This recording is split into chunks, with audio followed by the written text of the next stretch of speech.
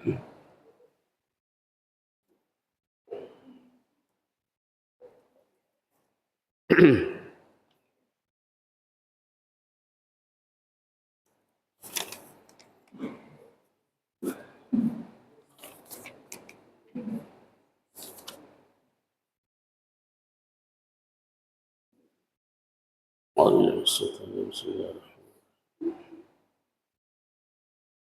warahmatullahi wabarakatuh. Assalamualaikum warahmatullahi wabarakatuh.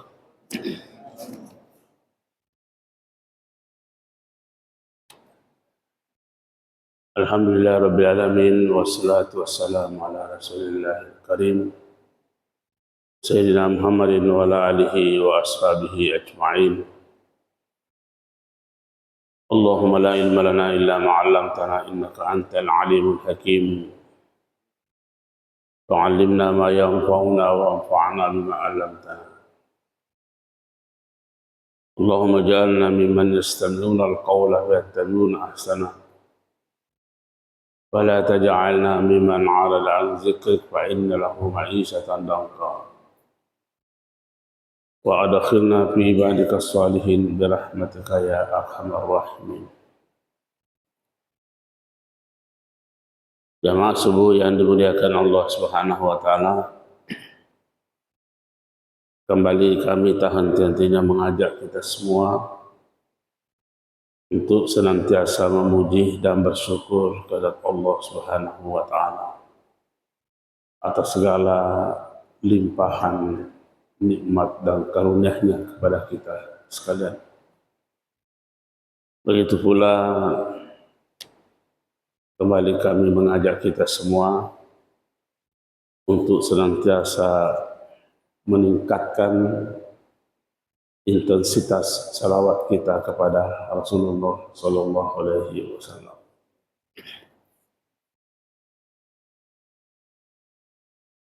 Kita telah membaca surah Al-A'la pada pekan yang lalu, sampai pada ayat kedua yang intinya dari yang kita telah baca itu adalah perintah untuk mensucikan Allah Subhanahu wa taala. Tentu saya ingin mengulangi bahwa kalau ada pertanyaan siapa yang bisa mensucikan Allah, maka jawabannya adalah yang mengenal Allah. Kapan ia bisa mensucikan Allah? Ketika ia mengenal Allah. Allah Subhanahu wa taala di dalam surah ini menuntun kita untuk mengenal Allah, bermakrifah kepada Allah melalui penciptaannya. Itulah sebabnya sehingga penciptaan, sifat penciptanya Allah perkenalkan di dalam surah ini di awal. Allazi khalaq, yang telah menciptakan kamu. Tentu harus hadir selalu dalam kesadaran kita bahwa Allah mencipta tidak seperti makhluk-makhluk Allah mencipta. Itu harus selalu hadir dalam kesadaran supaya kita tetap berada pada posisi at-tasbih.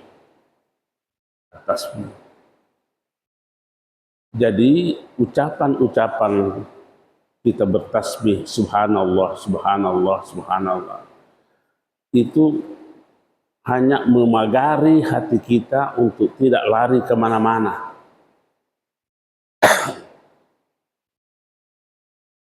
Ibarat pagar, dia hanya memagari kesadaran kita untuk tidak lari kemana-mana. Begitu juga lafaz-lafaz zikir untuk memagari kesadaran kita untuk tidak lari kemana-mana.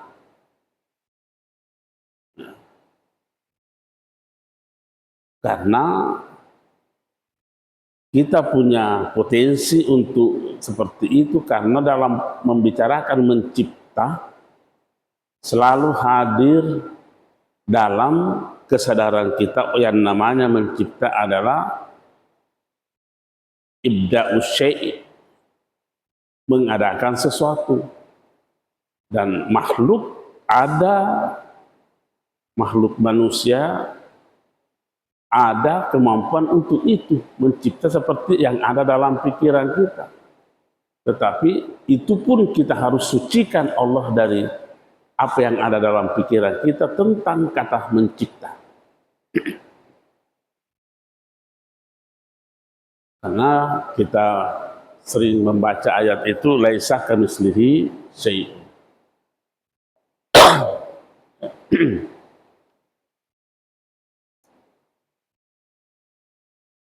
Allazi khalaqa fasawwa. Allah tidak hanya sekedar menciptakan kita, mengadakan kita, memberikan kita wujud. Tidak hanya sekedar itu. Tetapi dilengkapi dengan berbagai macam fasilitas-fasilitas yang sekiranya manusia menghadapi tantangan dalam kehidupan ini mampu keluar dari tantangan itu. Allah membekali manusia dengan berbagai macam energi-energi yang sekiranya energi itu dapat mengantar manusia untuk mencapai tingkat kemuliaan yang prima. Makanya dikatakan fasawwa. Jadi khalaqa fasawwa. Fahnya itu fah al-fujaiyah, tidak ada jarak antara kata mencipta dan menyempurnakan. Situlah fungsinya fah. Bukan dengan summah. Mencipta dulu baru disempurnakan. Ya. Tapi khalaqa fasawwa. Begitu ada menciptanya Allah kepada makhluknya fasawwa. Begitu juga dilengkapi dengan kesempurnaan. Ya.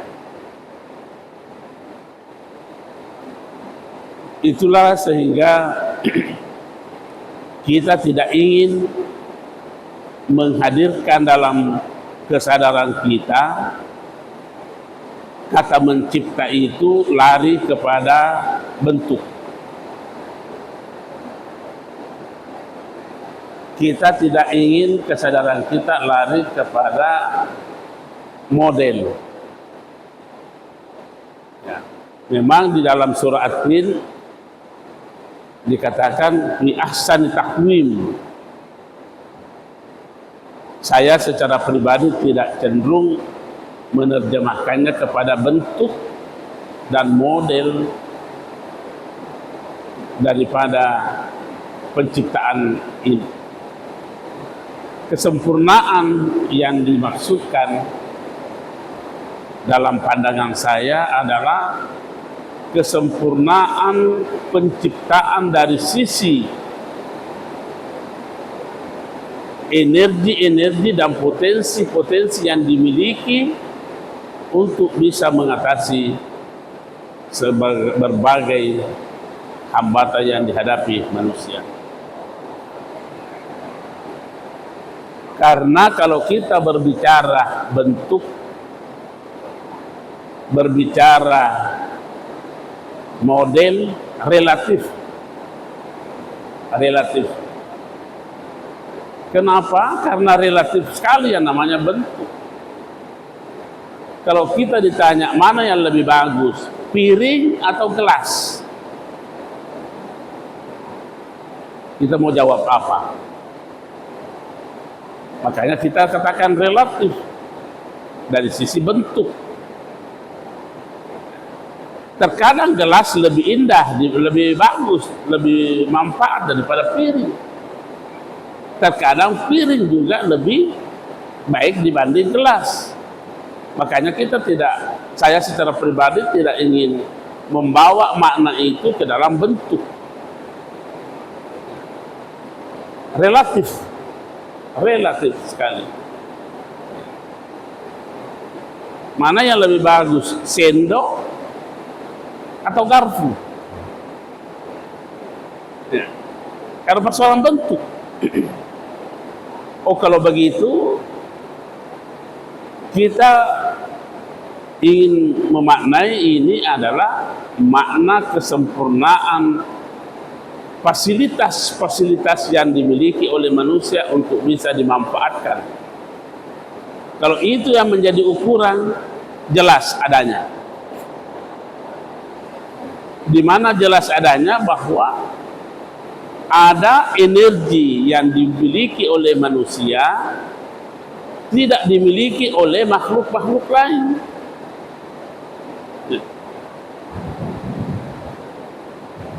Yang kita anggap sebagai makhluk mulia adalah malaikat. Ternyata malaikat itu tidak sesempurna apa yang dimiliki oleh manusia. Itulah sebabnya sehingga malaikat tidak diangkat sebagai khalifah, karena masih berkekurangan, masih ada kekurangannya, belum mampu menjalankan amanah khalifah di muka bumi ini oleh malaikat, tak mampu. Kenapa? Ada kekurangannya,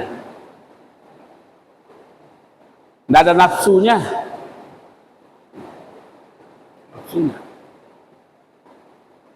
Statis, pasif, sebegitu-begitunya terus.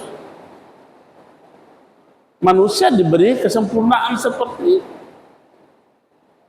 melebihi fasawwa, maka Allah memberikan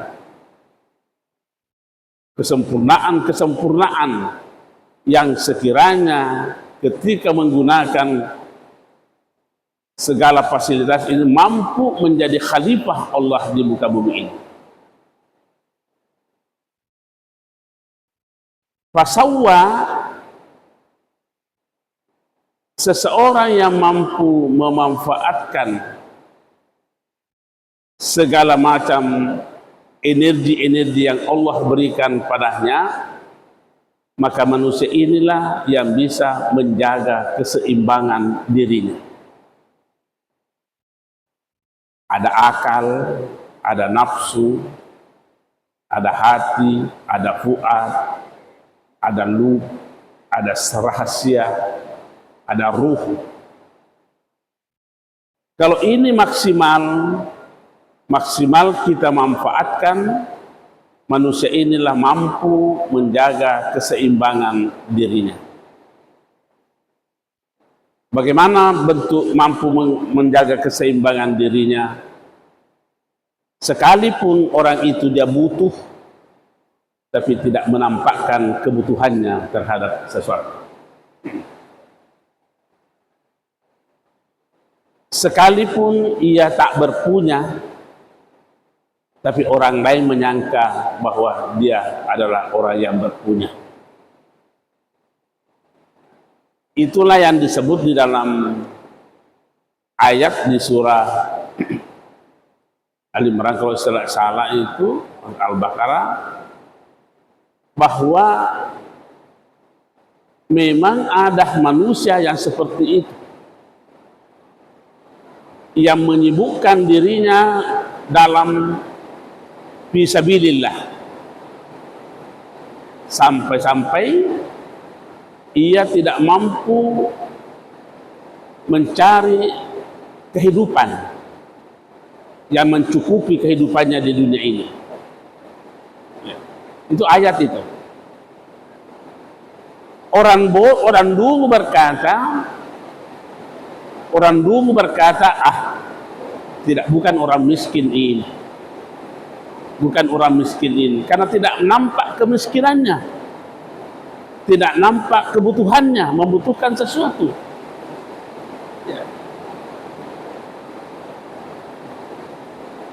Tapi Rasulullah Sallallahu Alaihi Wasallam, watarahum simahum bisimahum, tapi kamu Muhammad mampu melihat penampilan wajahnya bahwa mereka ini orang butuh sesungguhnya. Tetapi mereka sekalipun butuh tidak mau meminta-minta kepada manusia. Itu dalam Al-Quran disebutkan begitu.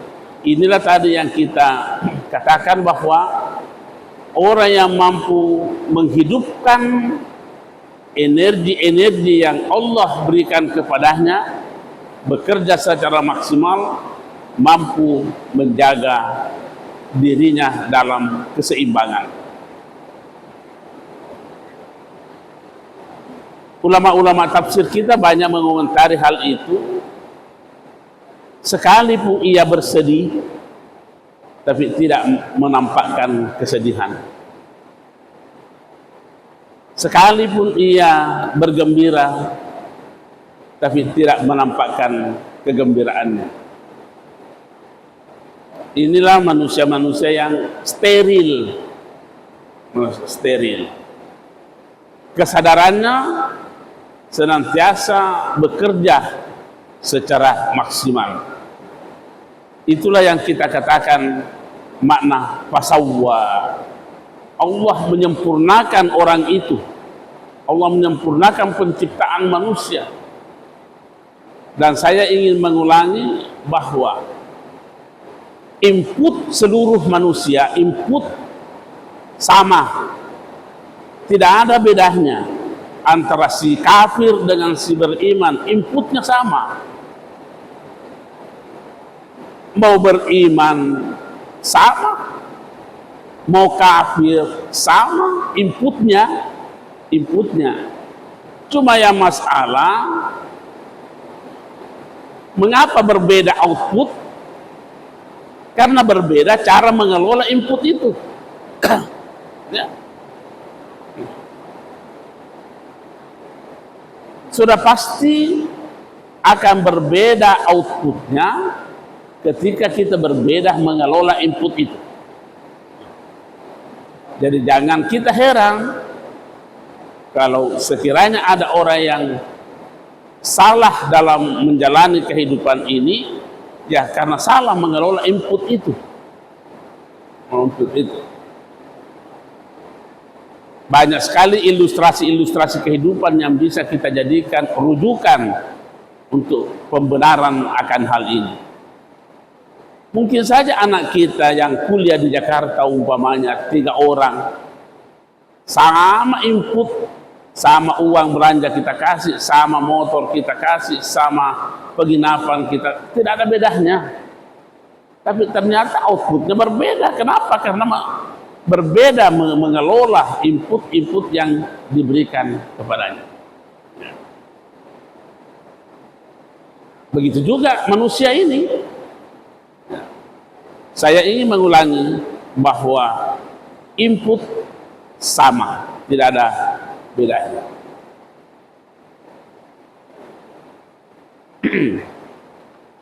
Sehingga kita sudah bisa mengatakan bahwa kata fasawwa, Allah menyempurnakan itu, kita tidak cenderung memaknai kepada bentuk, tetapi kepada proses penciptaan Allah Subhanahu wa taala yang menunjuk kepada kemampuan-kemampuan yang sempurna yang dimiliki oleh manusia.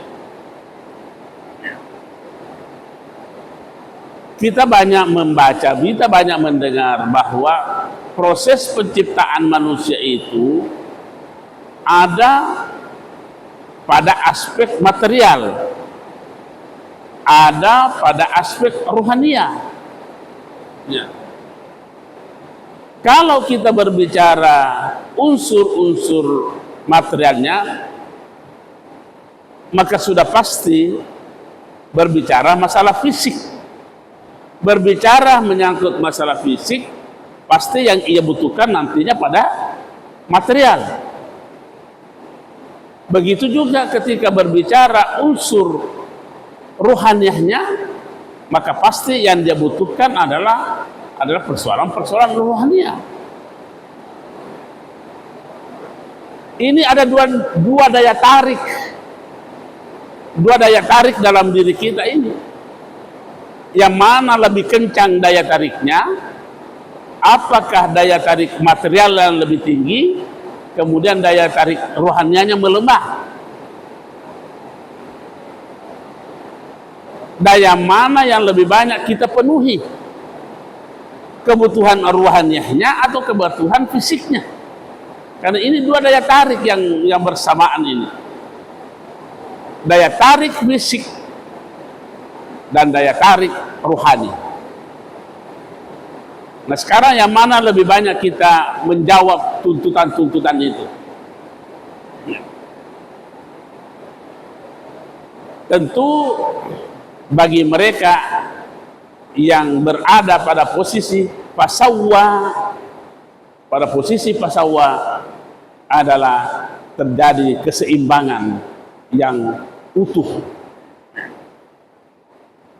Kedua daya tarik ini mampu menciptakan keharmonisan dalam dirinya, dalam kehidupannya. Ibaratnya musik, orang seperti ini mampu menciptakan melodi-melodi kehidupan yang indah dan sejuk. Kenapa? Karena tidak ada satupun alat musik yang ada pada dirinya itu yang fals, tidak ada. Satu saja alat musik yang fals, kacau musik. Begitu juga kehidupan ini. Begitu juga ini potensi-potensi ini. Kalau akal lagi fals, ini kan harus bekerja secara simultan. Akal, nafsu, al-qalbu, al-fuad, as-sir, al-luh. Satu saja di situ yang fals, bunyinya kacau.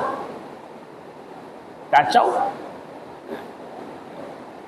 Coba kalau, apalagi kalau ada lagi suaranya yang fals, kacau. Inilah kita memaknainya pasawwa itu dalam pengertian bukan kepada bentuk. Kemudian setelah Allah menceritakan energi-energi itu, maka Allah menambah penjelasannya untuk lebih memaknai kehidupan ini, untuk lebih memaknai proses mensucikan Allah, mentasbihkan Allah, yaitu wallazi qaddara fahada. Wallazi qaddara fahada. Wallazi qaddara fahada, dialah Allah yang telah mengukur, yang telah mengukur segala aspek dalam kehidupan manusia. Dialah Allah yang telah mengukur kapasitas potensi-potensi itu yang Allah berikan kepada kita. Dialah yang Allah mengukur seberapa lama kita harus berada di muka bumi ini. Dialah Allah yang mengukur seberapa nikmat yang Allah berikan kepada kita. Jadi ada kita diberi kesadaran bahwa untuk apa ini kita mau iri terhadap apa yang dimiliki oleh orang. Nah, Allah sudah mengukur. Untuk apa kita selalu mengoal? Nah, Allah sudah ukur. Nah, Allah ini sudah jelas. Qadar, Allah telah menentukan. Nah sekarang pertanyaannya, apakah kita yakin terhadap ayat ini atau tidak? Nah, kembali saya mengatakan, orang yang selalu menabrak aturan-aturan Allah seperti ini, sekalipun dia mengatakan yakin, tapi yakinnya hanya ilmu yakin, hanya ainul yakin, bukan hakul yakin. Kalau hakul yakin tidak goyang, ilmu yakin itu ya goyang-goyang. Ilmu yakin, makanya itu keyakinan ini terbagi tiga: ilmu yakin, ainul yakin, dan hakul yakin. Ilmu yakin bisa berubah, ilmu yakin bisa berubah. Ainul yakin bisa berubah, tapi hakul yakin tidak ada perubahan. Kenapa? Karena dialah yang menikmati. Mari kita belajar daripada pandangan-pandangan ilmuwan bahwa bumi ini bundar. Ada yang mengatakan bumi ini datar. Goyang karena itu ilmu yakin yang bekerja. Dan teori baru bisa meruntuhkan teori yang lama. Begitu juga teori lama bisa bertahan dan meruntuhkan teori yang baru. Kenapa? Karena memang ilmu yakin yang bekerja. Tapi kalau hakul yakin terhadap penciptaan Allah, maka keyakinan kita tidak akan berubah. Nah sekarang, kalau memang Allah telah menentukan apa yang telah Allah berikan kepada kita, di mana fungsinya doa? Kalau begitu untuk apa kita berdoa? Oh, Nabi mengatakan bahwa doa bisa mengubah takdir. Tapi yang tidak bisa diubah adalah ketentuan Tuhan. Ketentuan Tuhan. Al-qada. Qada itu tidak bisa diubah, tidak bisa berubah. Tidak bisa berubah. Karena itulah kenyataannya. Ya. Tapi takdir masih bisa diubah. Nabi Allah sendiri berfirman, kalau Rabbukum ud'uni astajib, berdoalah kepadaku, saya akan penuhi. Saya akan penuhi. Jadi selalu kita diberi pengharapan untuk optimis dalam kehidupan ini oleh Allah Subhanahu wa taala. Bukan ayat ini menuntun kita untuk menjadi orang pesimis. Bukan Allah menuntun kita untuk menjadi pesimis, tapi justru di dalam Al-Quran itu mendorong manusia untuk lebih optimis. Ya. Memang makna dasar daripada qadar itu adalah ta'yinu miqdari syai'. Memang di dalam pengertian bahasanya, apakah takdir ta'yinu miqdari syai'? Menentukan ukuran sesuatu. Min kibarihi, dari sisi besarnya, wa sigrihi, dan dari segi kecilnya, wa syaklihi, dan dari segi bentuknya, wa adadihi, dan dari segi bilangannya, awil kail, dan ukurannya, awil wasani, dan timbangannya, awil masaha, dan jaraknya, wa ta'yinu miqdaril waqti, dan menentu. Itu pengertian bahasa. Tetapi Allah menyuruh kita untuk tetap berdoa. Kembali saya mau mengulangi pernyataan ilmuwan kita bahwa memang Allah mengatakan, kami memberi kamu ilmu hanya sedikit. Wa ma utitum minal ilmi illa qalila. Kami tidak memberi ilmu kepadamu kecuali sedikit. Ada ulama yang mampu membuatkan angka seberapa sedikitnya ilmu kita. Ada ulama yang memberi angka itu. Ulama dari Mesir, saya pernah baca makalahnya itu, tulisannya, bahwa sesungguhnya kecilnya ilmunya manusia itu hanya 0,03%. Berarti yang dia tidak tahu berapa? 99,07%. Itu yang kita tidak tahu.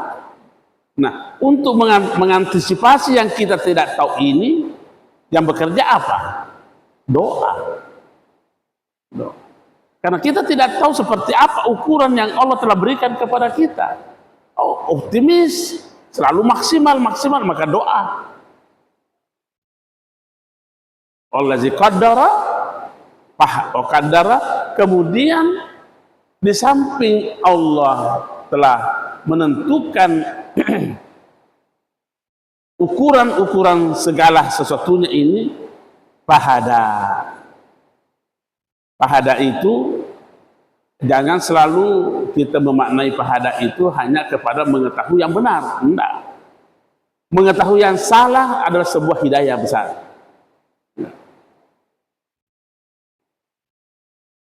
Karena kata hada bukan hanya memberi petunjuk kepada yang benar, tapi memberi petunjuk kepada yang salah untuk kita bisa menghindar. Karena kalau kita selalu mencari yang benar saja, yang kita mau tahu yang benar saja, kita banyak melakukan yang salah. Makanya pahada di sini adalah di samping Allah memberikan petunjuk untuk bisa mengetahui yang benar dan mengamalkan yang benar, juga Allah memberikan petunjuk kepada kita untuk bisa mengetahui yang salah, untuk kita bisa menghindar dari kesalahan itu. Memang persoalan takdir itu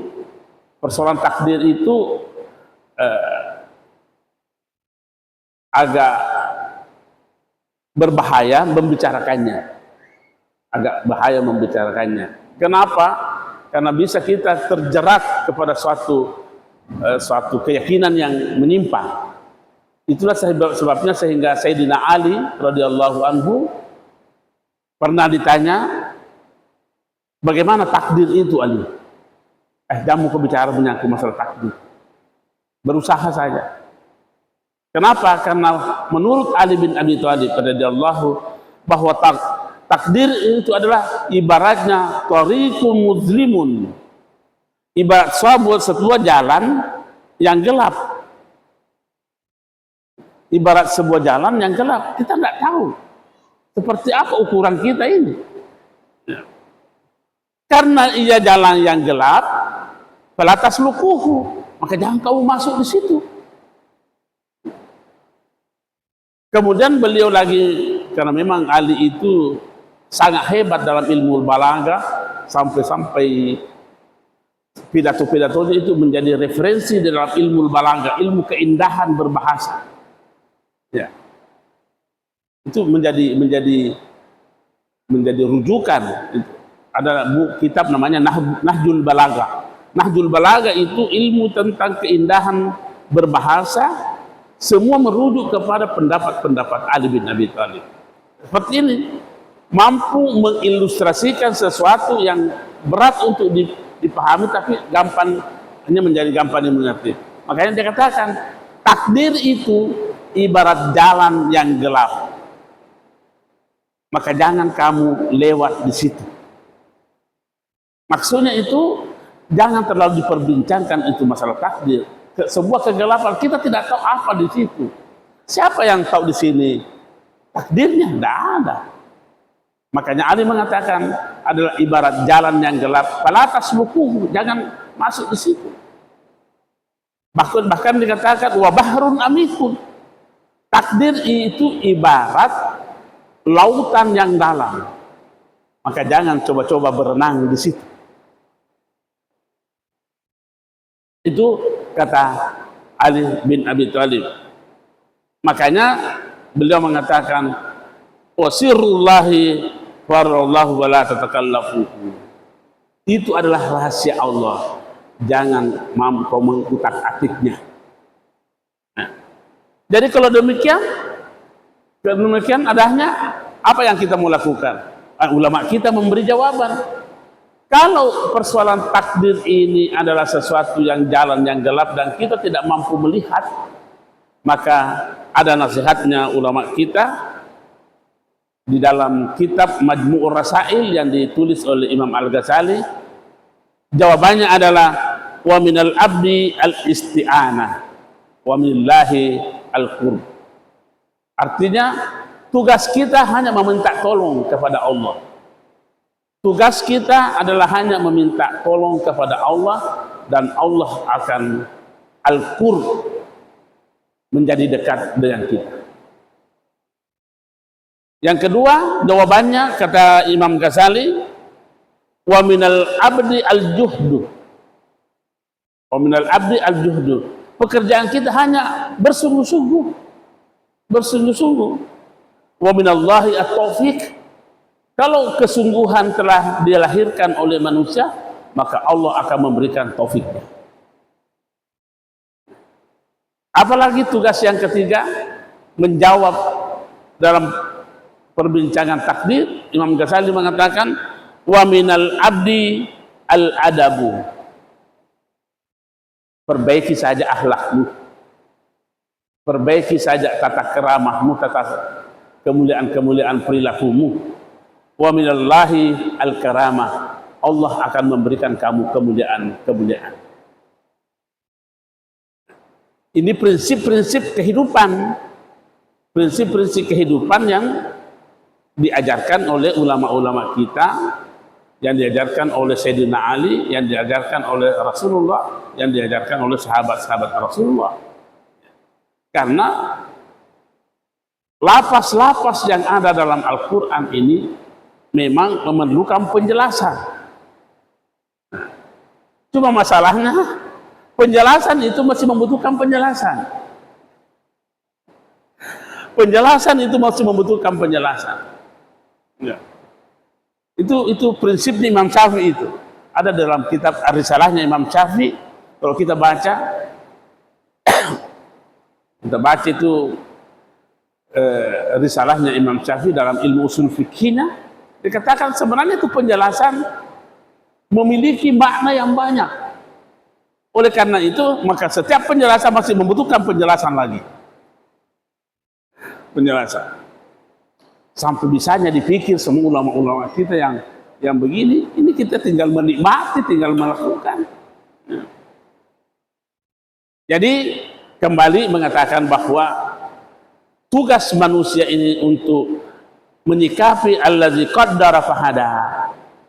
Kalau kita mau mengikuti cara hidupnya Imam Ghazali, ya maka yang pertama menjawabnya al-isti'anah, memohon doa kepada Allah.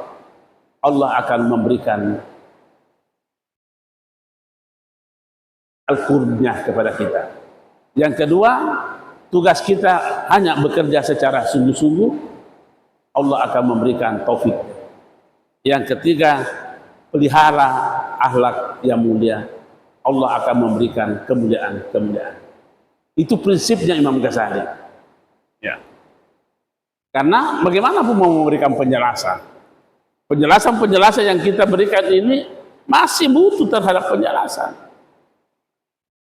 Contohnya, kita mau merujuk kepada Al-Quran. Al-Quran butuh penjelasan. Al-Quran itu butuh penjelasan. Karena kalau sepintar-pintarnya kita masih membutuhkan penjelasan itu Al-Quran. Ada yang pernah tanya saya di Malengkiri itu, dia katakan, untuk apakah kita belajar membaca kitab tasawuf? Kenapa enggak bukan Al-Quran saja yang kita baca? Itu pertanyaannya. Kenapa bukan Sunnah Nabi saja yang kita baca, hadis saja kita baca? Untuk apa kita baca ini kitab-kitab tasawufnya ulama? Jadi saya bilang, apa pekerjaan Pak? Bilang dosen. Dosen apa Ki?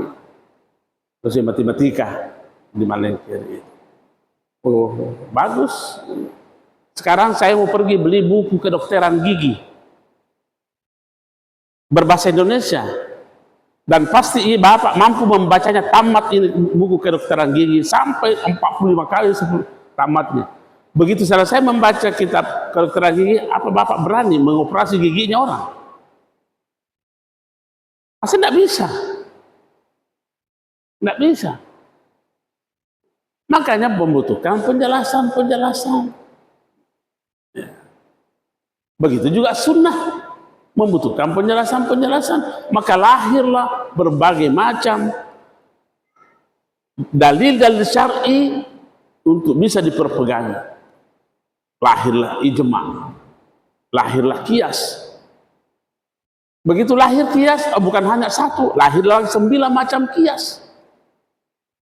Mana qiyas aulawihnya, mana qiyas burhaninya, mana qiyas istiqra'ihnya, mana qiyas tasbih, mana qiyas misalihnya. 9 macam qiyas. Untuk apa qiyas-qiyas itu, dalil-dalil syar'i itu dihadirkan? Untuk menerangkan Al-Quran bahwa seperti ini yang dikehendaki. Karena di dalam Al-Quran kan banyak mutlak, ada muqayyadah. Ada mutlak, ada muqayyad, ada yang umum, ada yang mengkhusus. Bagaimana mempertemukannya itu? Kalau bukan melalui penjelasan-penjelasan ulama kita. Ambil contoh, kata-kata hada ini. Kata hada. Yang kita pahami memberi petunjuk. Di dalam Al-Quran Allah berkata, innaka la tahdi man ahbabta. Sesungguhnya kamu Muhammad tidak bisa memberi petunjuk sekalipun terhadap orang yang kau cintai. Tidak bisa memberi petunjuk. Tapi di ayat lain Allah berkata, wa innaka la tahdi ila siratim mustaqim. Sesungguhnya Muhammad kamulah betul-betul yang bisa memberi petunjuk. Bagaimana itu? Mempertemukan 2 ayat ini. Kita mau bersikap seperti apa? Yang adakah kecenderungan kita untuk menyalahkan satu? Kafir. Begitu ada kecenderungan, salah kapan ini? Ini yang benarkan, sudah selesai. Tidak mungkin ada ayat bertentangan antara satu dengan yang lain, tidak mungkin. Siapa yang bisa mempertemukan itu? Alumni pesantren kilat? Tidak mungkin. Alumni pesantren tidak mungkin. Nah, inilah yang kita katakan bahwa memang penjelasan-penjelasan yang disampaikan oleh Allah dalam Al-Quran ini membutuhkan. Ilmu kita sangat sedikit. Sedikit. Ilmunya si A bisa menutupi kekurangan saya. Kalau toh ada ilmu yang saya miliki bisa menutupi kekurangan Anda. Saya kurang dalam ilmu usul fikih, maka saya harus banyak membaca lagi ilmu usul fikih. Dan tidak semua yang kita tahu itu adalah mampu menutupi segala kebutuhan kita. Tidak mungkin. Makanya dalil-dalil syar'i itu ada yang mengatakan 15, ada yang mengatakan 10. Termasuknya ijma', termasuk qiyas, termasuk istisna, termasuk istishab, termasuk al-maslahah al-mursalah, termasuk al-urf, termasuk maqasidus syariah, termasuk 10. Jadi kita jangan terlalu gampang mensalah-salahkan orang, bidah-bidahkan orang, jangan. Seperti kemarin itu, ada yang tanya saya, dia dengarkan ceramahnya Khalid Baslama. Ternyata dia pergi mendengarkan ceramahnya Khalid Baslama, baru saya yang ditanya, kenapa bukan dia yang ditanya. Khalid Baslama berkata begini, tidak bisa bersalaman orang sesudah sholat fardu. Itu kan biasa kita sesudah salat, assalamualaikum, assalamualaikum, kita jabat tangan biasa begitu. Menurut Khalid Baslama ini bid'ah. Menurut dia bid'ah. Nah ini persoalannya, ini orang yang datang mendengarkan ceramahnya, saya yang pergi tanya. Bagaimana ini pandangan kita ini? Saya bilang, alasannya beliau itu, karena saya pernah ajar dia itu, Alasannya beliau itu bahwa itu jangan sampai hadir dalam pikiran kita adalah bagian paket salat. Nah, di situ saya bilang, salat itu berakhir kapan? Ketika beri salam. Berarti sudah bukan paket salat itu. Karena assalamualaikum berakhir, semua aktivitas berakhir. Nah sekarang kalau begitu, mari kita lihat itu salaman, adakah perintah dalam Al-Quran atau hadis? Jelas perintahnya itu. Di dalam Sunan Abu Daud dikatakan begini, tidak bersalaman dua orang beriman, tidak bersalaman dua orang beriman, kecuali Allah malu melepaskan kedua tangan itu sebelum ia memaafkan seluruh dosa-dosa antara dua orang. Baca di Sunan Abu Daud. Berarti perintah. Nah sekarang kalau perintah, kapan berlakunya itu? Oh, tidak ada batas waktu. Tidak ada batas waktunya. Nanti selama kalau di masjid, nanti selama enggak. Semua tempat kita bisa melakukan salaman kecuali di tempat-tempat yang dilarang. Apa itu? Ya dilarang kalau salat. Masa Allahu Akbar selamat. Enggak mungkin. Nah, enggak mungkin surah Bismillahirrahmanirrahim. Iya, selamat. Enggak mungkin. Ini jabat tangan dilarang karena merusak salat. Tapi di luar daripada salat salah. Nah, jadi begini, dalam ilmu usul fikih ada namanya al-istishab. Apa itu al-istishab? Mengembalikan sesuatu kepada hukum dasarnya. Jadi kalau hukum dasarnya jabat tangan diperintahkan, jangan lagi cari dalilnya. Karena sudah ada. Yang perlu dicari adakah larangannya. Karena perintah akan gugur ketika ada larangan. Larangan akan gugur ketika ada perintah. Nah sekarang kita diperintahkan kalau bertemu dengan untuk jabat tangan. Nah, ada larangannya itu bahwa kalau sudah sholat sampai berubang rambut tidak akan menemukan itu larangan jabat tangan. Ini namanya istishab. Makanya tadi dikatakan penjelasan, masih membutuhkan penjelasan. Ini dalam ilmu usul fikih. Tapi saya ilmu usul fikih sangat kurang. Hanya untuk konsumsi pribadi saja. Jadi yang seperti ini, inilah qadara fahada. Allah memberi petunjuk. Petunjuk itu bukan hanya datang dari kita, boleh saja kita mendapat petunjuk dari orang. Seperti apa kita manfaatkan itu menjadi petunjuk. Saya kira inilah yang kita baca pada kesempatan subuh hari ini, wallazi qaddara fahada. Insyaallah pekan depan kita masuk lagi allazi akhrajal mar'a. Sebagai mukaddimah, apa hubungannya pencap dengan rumput? Itu allazi akhrajal mar'a, dialah Allah yang menghidupkan rumput. Apa hubungannya semua dengan ayat-ayat sebelumnya? Insyaallah minggu depan kita terangkan. Assalamualaikum warahmatullahi wabarakatuh.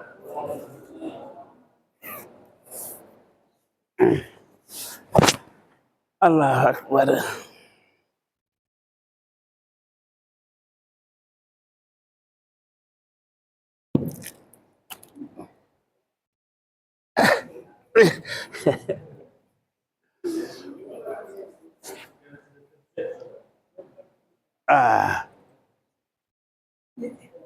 Jadi